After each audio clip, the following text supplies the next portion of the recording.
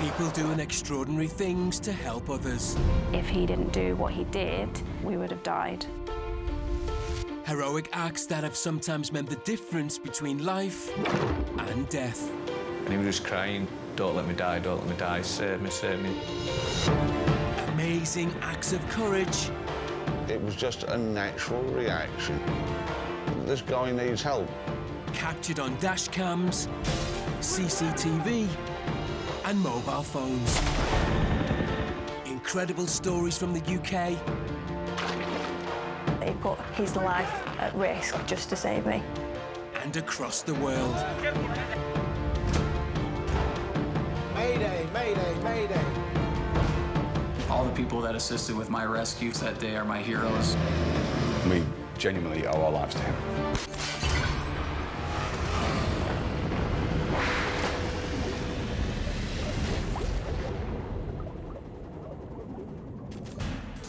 Today on Saved on Camera. A tourist keen to try hang gliding is left hanging on for dear life. We got lined up. As soon as my feet left the ground, gravity just took me straight down. He soon discovers the reason. Something was not right. I fell completely downward. He wasn't attached to the hang glider. We were getting closer to the ground and I was losing grip. Waiting for him to land, his wife had no idea he was in dire trouble. He looked up to the sky to see where my husband was going to land. My pilot told me that he had already landed and needs to go to the hospital. In the UK, a woman targeted by car thieves is saved by two broomstick-wielding heroes. So the woman is screaming.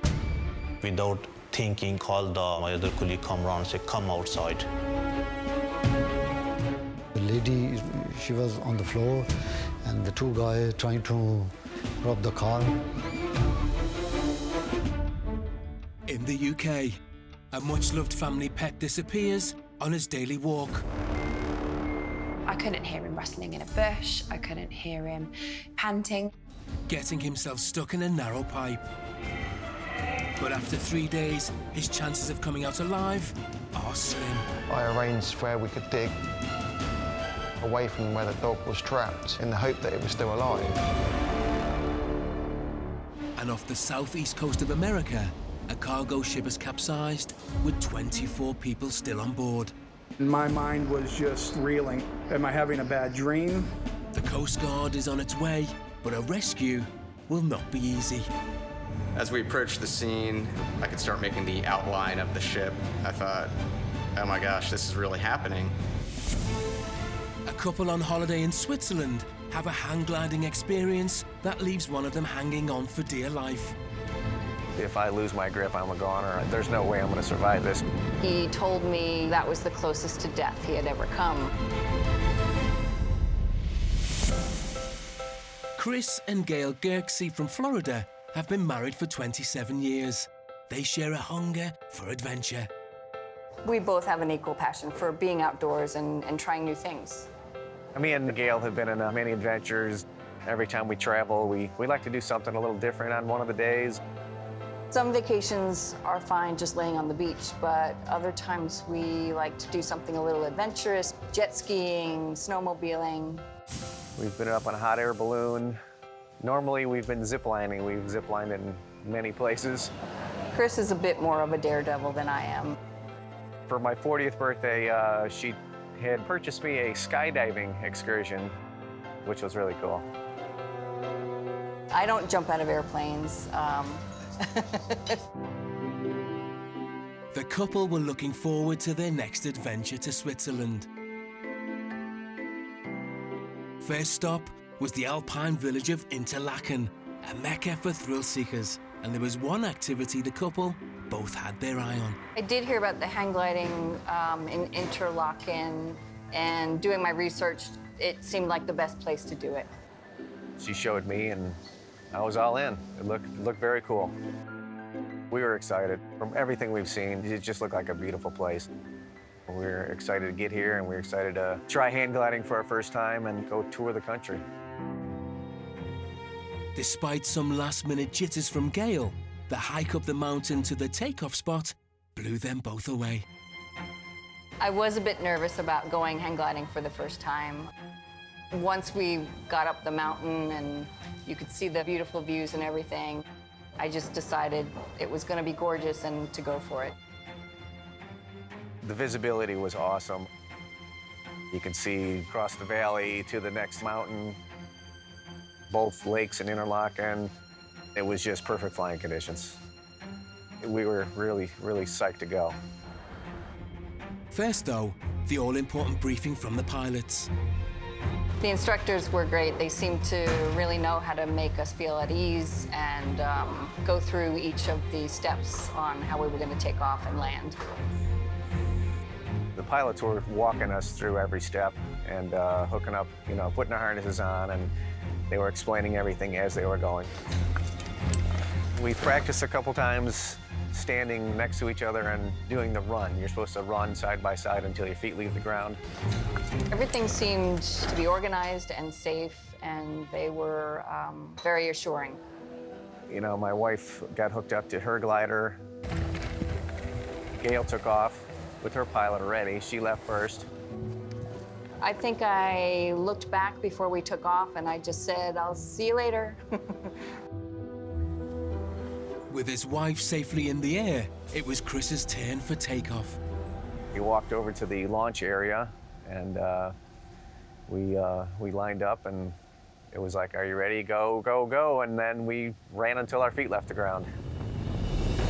But things were about to go terribly wrong.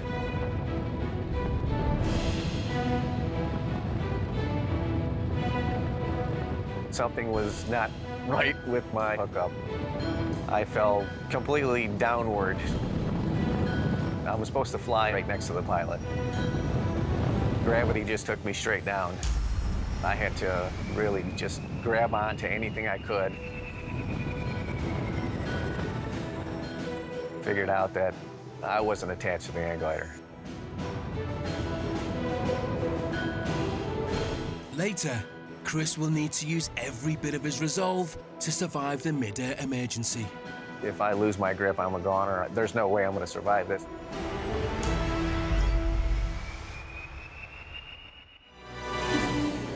In the UK, a woman is under attack at a petrol station by two men who are determined to steal her car. But her attack is being captured on CCTV, and two members of staff aren't prepared to just stand by and watch.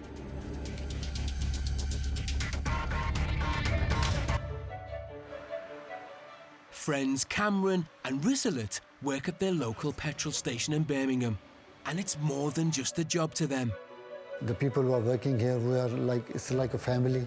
Me and Rislet work together is more than 3 years now. See you later.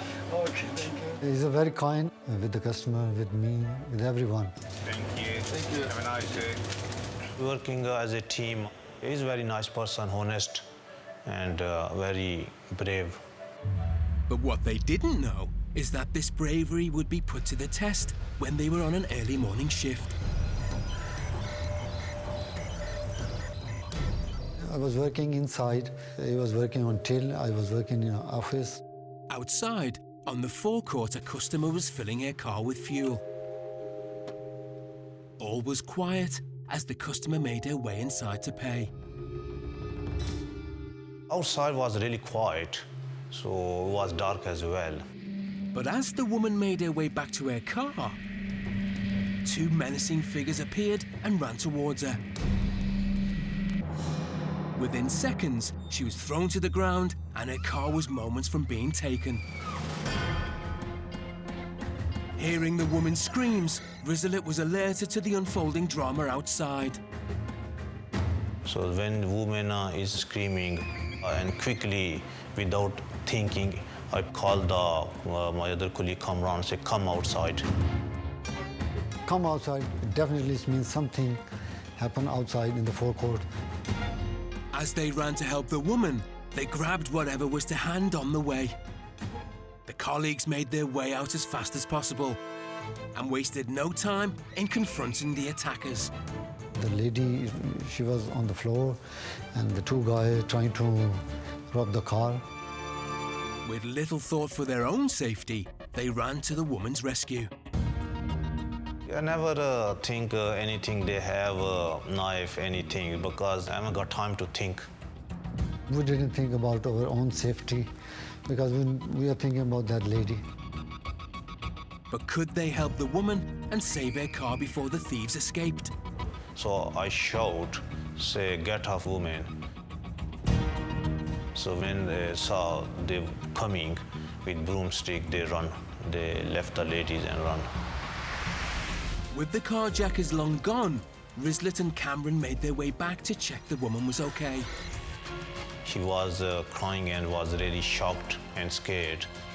So I asked they took anything from you. She told us basically they want the keys. It was really, that is very shocking. That is very dangerous. Still a little bit scary as well because police, you can't catch them. But these friends have no regrets and would do the same again. The lady was in danger, so I thought my job to save the woman. Aim of my life is to help the other people as well. If anything happen again, so I will do again. My family, they're proud of me. And it's good for us, when the people are saying, "Oh yes, you are a hero, you've done a great job." It's very nice for us. Off the coast of America, a cargo container carrying 4,000 cars and 24 crew members has capsized. My mind was just reeling. Am I having a bad dream? How many people are we talking about, and how are we going to get the people off the ship? And just when a rescue attempt is thought to have succeeded, the worst news was to come. To know that there remained 4 people inside that ship made me feel even worse.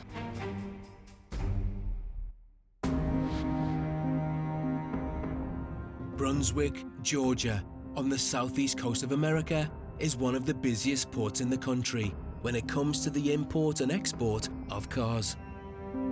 Each week there's probably between 10 to 12 of those vehicles, carriers moving in and out of the port of Brunswick. One such carrier is the Golden Ray, a 72,000-ton cargo ship bound for the Middle East. Just after midnight, it leaves Brunswick port with 4,000 new cars and 24 crew members on board. But after only 23 minutes at sea, disaster strikes. Captain John Reed was to oversee the rescue operation. Received a call from the captain of the port who told me he had received an initial report that a ro-ro vessel, a roll-on, roll-off vessel, had capsized on its way out of Brunswick. And my mind was just reeling. Am I having a bad dream? How many people are we talking about, and how are we going to get the people off the ship? But this was no dream. This was a nightmare. With 24 lives at stake, Captain Reed dispatched his rescue teams. First to reach the scene is Pilot Lieutenant Rob Minow. As we approached the scene, I could start making the outline of the ship.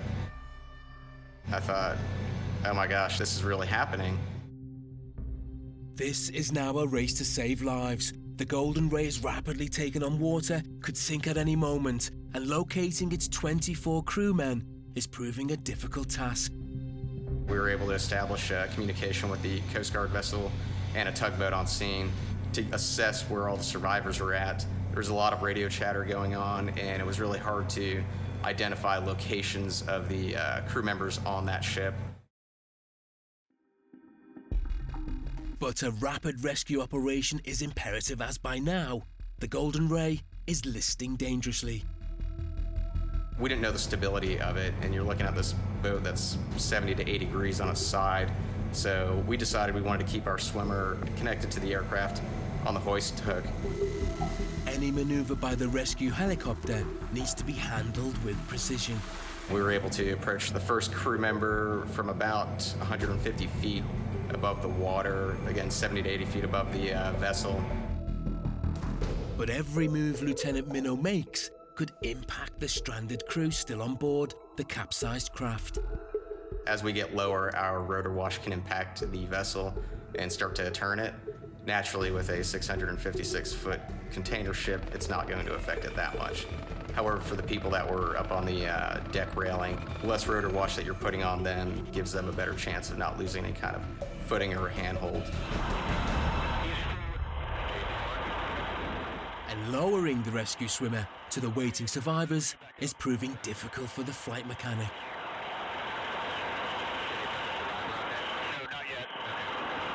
He doesn't have night vision goggles on because it's difficult to hoist that way, but he's, trying to position this swimmer almost 130 feet below the aircraft in the dark, in between multiple obstructions. Fortunately, our first person that we hoisted was on the starboard bridge wing, and they had a flashlight. Locating the first survivor is one thing. Hoisting him back to the helicopter is far more dangerous. Any kind of small movement you make up at altitude turns into a much larger swinging motion at the bottom. Our great concern was not to move the aircraft around as much, and when it's nighttime, it makes things pretty challenging.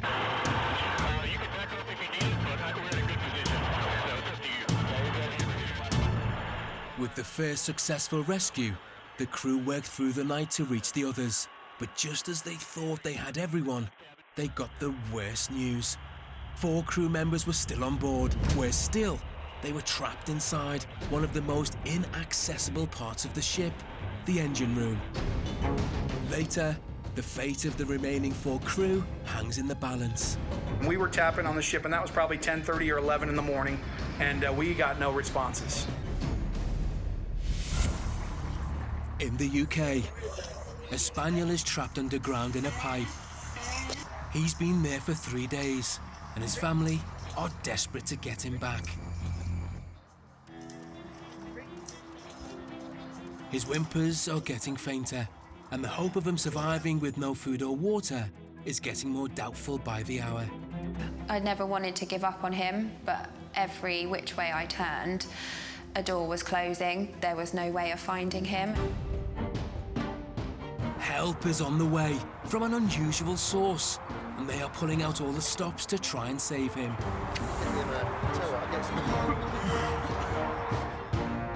I put my phone on, and the next thing I know, I've got an emergency call coming in telling me there's a dog stuck up a pipe.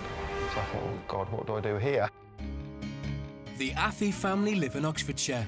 Mum Kat, Dad James, along with their 3 boys, and their 6-year-old dog Spencer, or Spenny for short.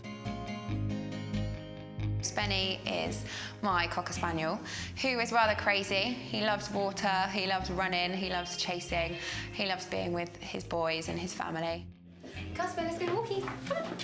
And for busy swimming teacher Kat, one of the nicest parts of the day is walking with Spencer. Come on. Spenny loves a walk. As soon as you say the word walk at home, his ears will prick up, he will do that little head where he puts it to the side, and he's desperate to go. He loves to be off lead, he's running around, he's in and out of the bushes, his nose is to the ground sniffing everything. He just loves being outside. You're a good boy. Come on.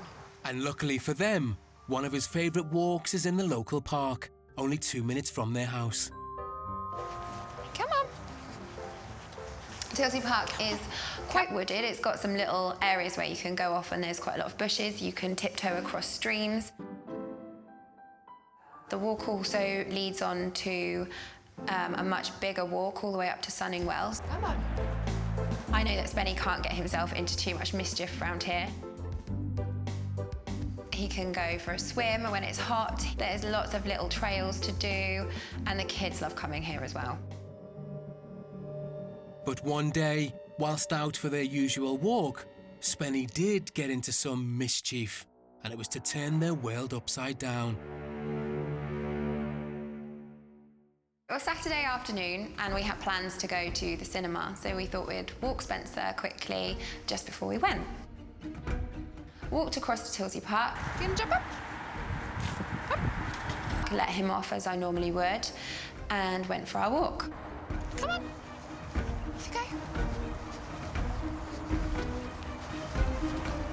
We went over a little bridge, and I whistled him, and he didn't come.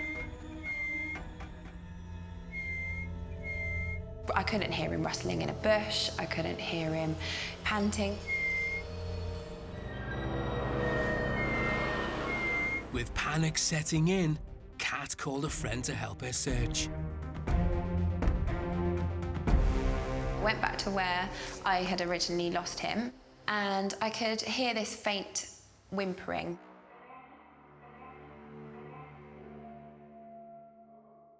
Howling noise coming from somewhere, but as I moved, the sound stopped, so if I stood in a particular position, I could hear it.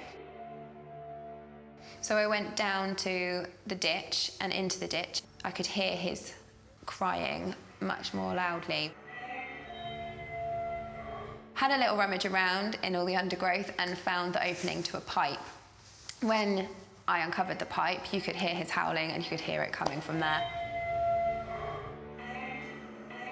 Called the emergency services and they could hear him as well. They tried with their cameras, they tried to find the end of the pipe, but we couldn't locate him.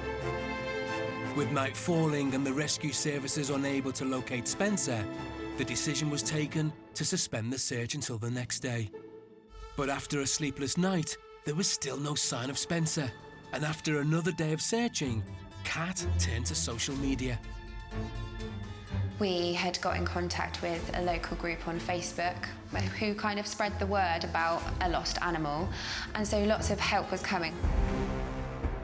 We met with the fire brigade and they came down to try and help us locate the pipe because of course it was dark, so it was really tricky to see everything. Fearing the worst and knowing that time was not on their side, they were reluctantly about to call it a night for the second time. Never wanted to give up on him, but every which way I turned, a door was closing. There was no way of finding him, and by this time he'd stopped making noise. Later, a desperate plea on social media brings last-minute hope from a special robot camera. They said, let me try and get your dog out. And I thought, if you want to come and try, you can come and try. I'm willing to try anything. High above the Alpine mountains in Switzerland, a thrill-seeking couple were trying hang gliding for the first time, but one of them quickly found themselves in trouble. As soon as my feet left the ground, I was supposed to fly above. I fell completely downward. Then he made a terrifying discovery. Quickly after that, I figured out that I wasn't attached to the hang glider.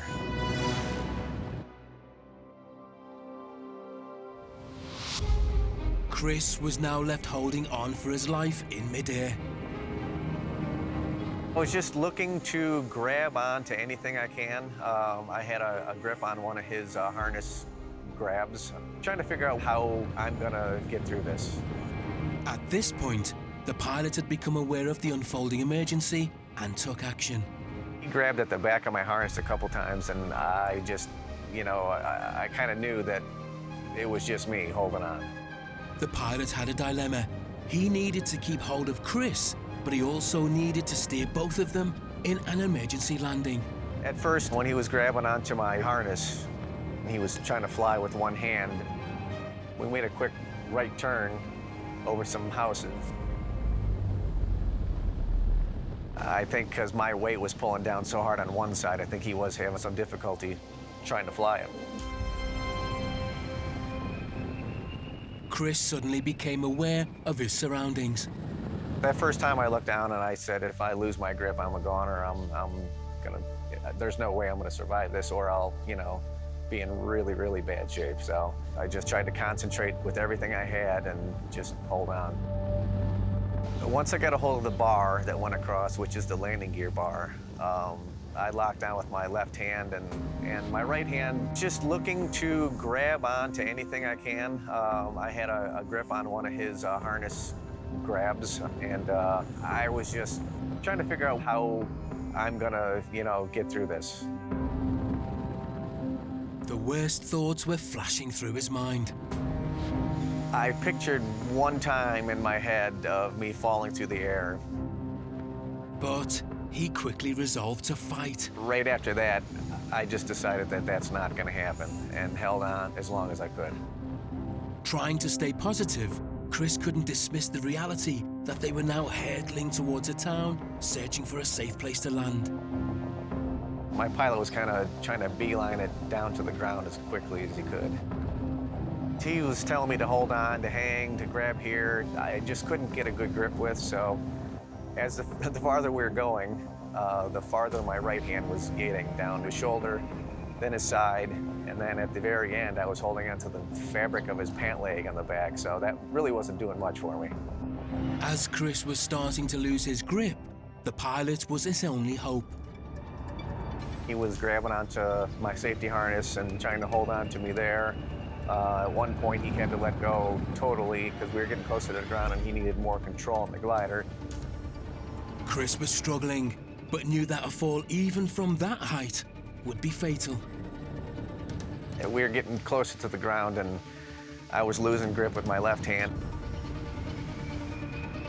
When I saw the ground coming up, we were getting closer and closer, and I think another 5 seconds, I would have let loose no matter how high I was. Having almost made it to the safety of the grass, Chris's ordeal wasn't over yet. Once my feet scraped the ground is when it pulled my grip free. I was still holding on when my feet did hit the ground. We were coming in probably, I would say, about 45 miles an hour. So it'd be like jumping out of a car. I kind of hit the ground hard and I tumbled a few times. I sat up and I looked down at my wrist and it was all bulged out and I knew it was broken. Meanwhile, Gail had landed and was unaware of Chris's terrifying ordeal. My flight was absolutely breathtaking. Really had the feeling of flying like a bird. My landing was perfect.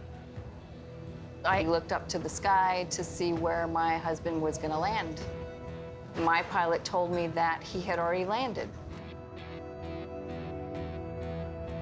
Once I did see him, as they pulled the van up, he was holding his arm, so I knew something was either fractured badly or broken badly.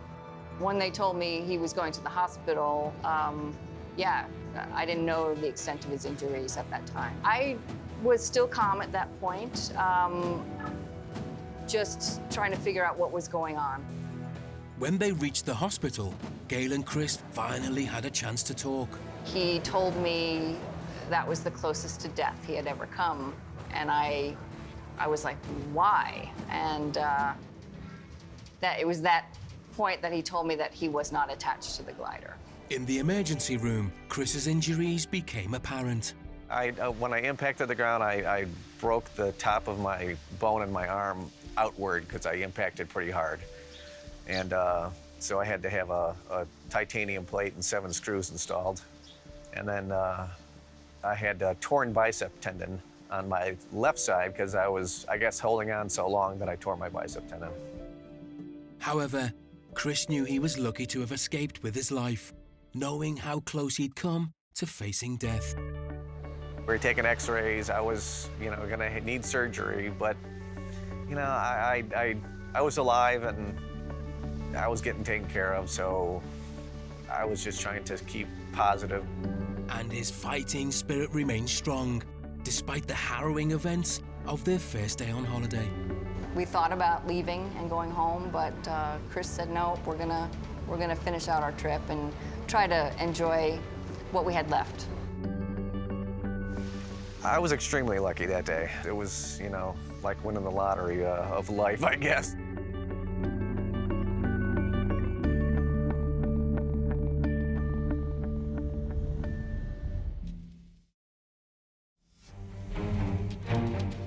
Back in the waters off the coast of Georgia, USA, a mission is underway to rescue 24 crew members of a sinking cargo ship. But devastating news has reached the rescue team. 4 crew members are still trapped on board. As the dawn breaks and the 4 missing crew remain trapped, the situation takes a horrifying turn when fire breaks out. I looked up at the side of the boat and it just started to billow smoke, just huge plumes of smoke. It felt like being in a movie at first, and just watching this smoke screen start to develop. We just happened to be downwind of it, and very quickly I realized that the smoke was starting to come our way and was going to envelop us. rescuing the remaining trapped crew members is now looking bleak. The sun was coming up, and to see that ship there on the horizon, laying on its side, just made my heart sink. And to know that there remained 4 people inside that ship made me feel even a little worse, because the fire and smoke were really what kind of had us back off. Forced to retreat, the helicopters would need to wait until the fire eventually died down to make another approach and board the hull. A representative of the ship was out there with us, an engineer. He said, let's give it a shot. Let's go ahead and tap on the ship. And we were tapping on the ship, and that was probably 10:30 or 11 in the morning. So nearly 9 hours plus after, and we got no responses. We could hear cars crashing down inside every now and then, but we did not hear tapbacks. There's the chance that this rescue attempt has come too late, and the crew has already perished. But the team are not willing to give up, and their tenacity is about to pay off. That afternoon, crews out there continued to do it and started getting a reply. You would tap 3 times and you would get 3 back. You would tap 4 times and they would get 4 back. And to hear that they had made taps was just a game changer, really, for everyone. To know that, hey, we're not just dealing with a ship now. There's still people alive. With renewed hope, engineers are drafted in to penetrate the thick metal hull in a bid to reach the men. Once again, the Coast Guard helicopter plays its part. Its pilot is Crystal Barnet. We had heard, hey, we have contact with the crew inside, and that was a huge release, because it's like, oh, you have contact with the crew, yes, and we have contact with all 4, and they're all alive. So that was definitely like very elating, happy moment. Everybody was really relieved, like, wow, we're not going to have to even cut into a different part of the ship. And they're confirming that all 4 people are alive in the same location, which is honestly kind of lucky that they're all there together and supporting each other in that really horrible environment. But the relief is short-lived. The time became critical, because I'm getting the readings that we're getting from the space where the guys are at, and it's telling me, hey, there's a problem here with the air that can't support life.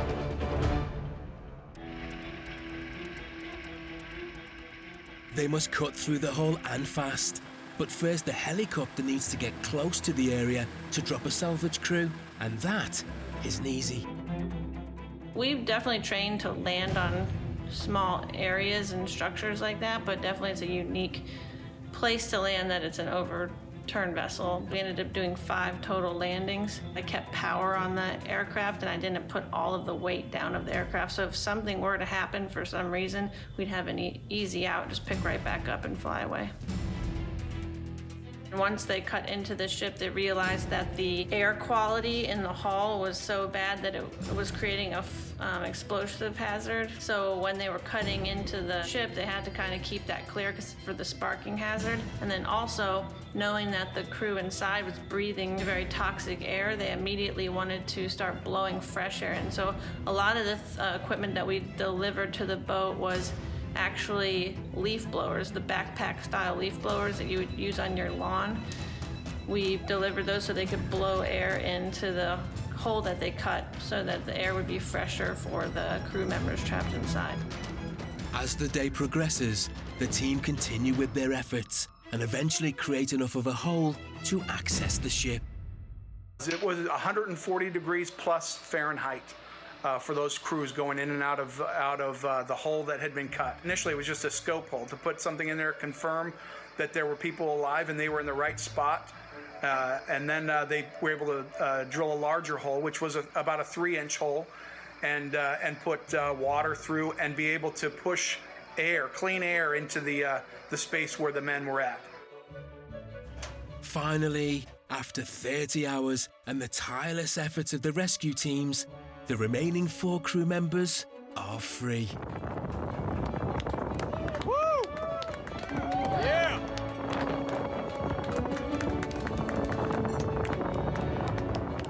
When that last guy came out, and I asked all those guys to stand up there so I could get a picture, and I just said, hey, you guys made it possible, and you've just made the best day of my career. And it truly was. Meanwhile, back in the UK, his family haven't given up hope for a safe return, but time is running out. I never wanted to give up on him, but every which way I turned, a door was closing. A desperate cat turned once again to social media for help, posting on a local site. This resulted in more offers of assistance, including one that surprised everyone.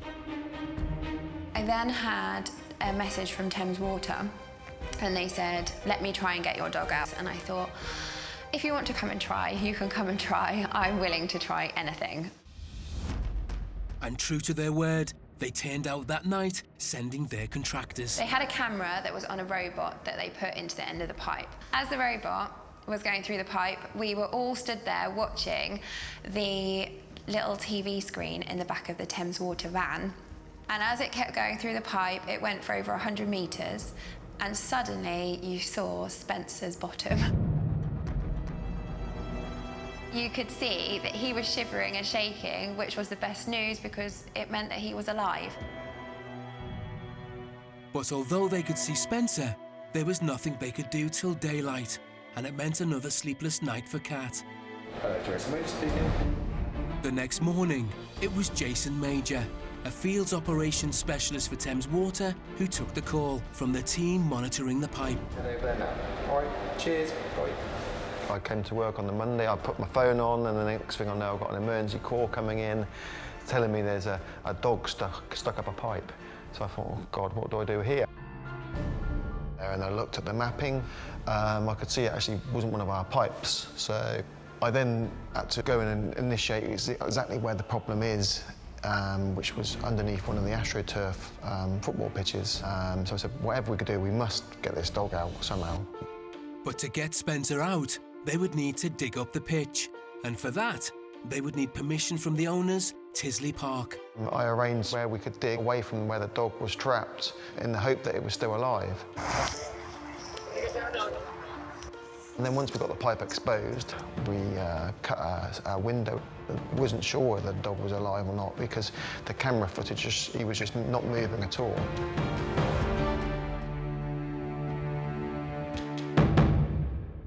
I was invited in as they then removed the last part of the pipe.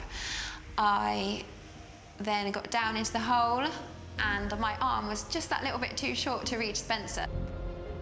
I had quite a long arm, so I spoke to Kat and I said, has he got a tail? She said, well, he's got a little stump. So I thought, great, I've got something I can sort of grab hold of. So I managed to get my arm up the pipe and got hold of his tail. Once I started to give him a little pull, he had a little moan, so I could tell he was alive. So I thought, thank God for that, you know.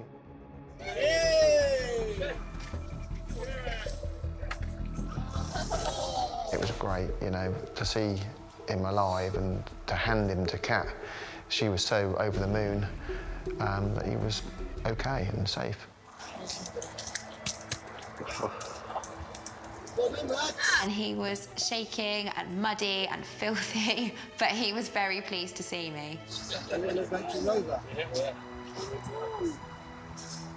It was the moment that I've been waiting for 3 days. And a year later, Spencer has made a full recovery from his adventure. He is very much back to normal. You wouldn't think that he'd been through a stressful ordeal. The only thing I do is I don't leave him in the dark. I think that's more down to me. I think if I'd been in the dark for 3 days, I wouldn't want to be in the dark, so I always make sure I leave a light on at bedtime.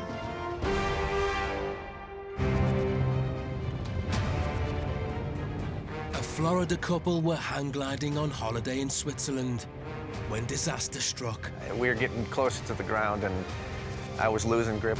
After an emergency landing, he was lucky to escape with just a broken wrist and a torn tendon.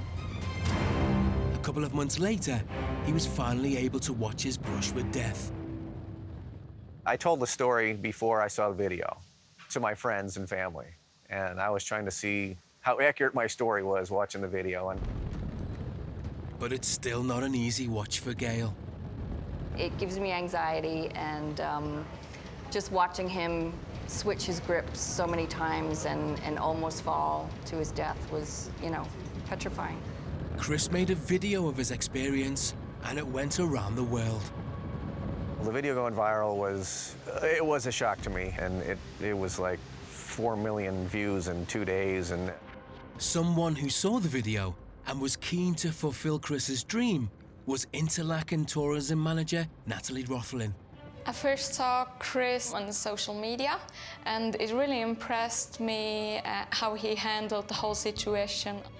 I contacted him because I wanted him to get another experience of Interlaken and not to last it with the bad memories. But it was not without a few nerves. I was a little apprehensive about coming back and doing it again, but I knew that we probably needed to do this so we can really just move forward. A year later, and the day has arrived for the couple to return to Interlaken for their second hang gliding flight. Hi Chris, I'm Natalie. Oh, let's see. How are you? Hello. Hi, I'm Natalie. Very good to meet you. Nice to meet you. Gail. You're a bit nervous of your flight today? Not a little bit. Okay. 2 days ago. You will be landing at the... Yeah, we saw down. Being back at the exact same takeoff location brought mixed feelings. it is quite surreal being back here to the same spot that we launched from before. Feeling good about it, and then, you know, the butterflies came in a little bit because I was looking down the same runway that I did the original time, and, you know, memories were coming back in my head, so. In my wildest dreams, I didn't think we would come back a year later, but I'm here now, and it's gonna be good. It was time to fight the nerves and take flight, but not without a rigid check of his harness. We all checked that we were attached before we flew. Once we did take off, though, it was absolutely fabulous. And we're gonna run on 3, 2, 1, and go, and run, run, run, run. Off we go. Really, really good to see him take off and just soar away like you're supposed to on a hang glider. I felt my harness tugging on my safety vest, so I was quite sure that I was properly hooked up this time. Nerves turned into joy, definitely, when I took off. Just took it all in. The views were spectacular. It is extremely beautiful. You're effortlessly flying through the air. I'll do it again in a heartbeat. It was cool. Yeah, everybody needs to try that at least once.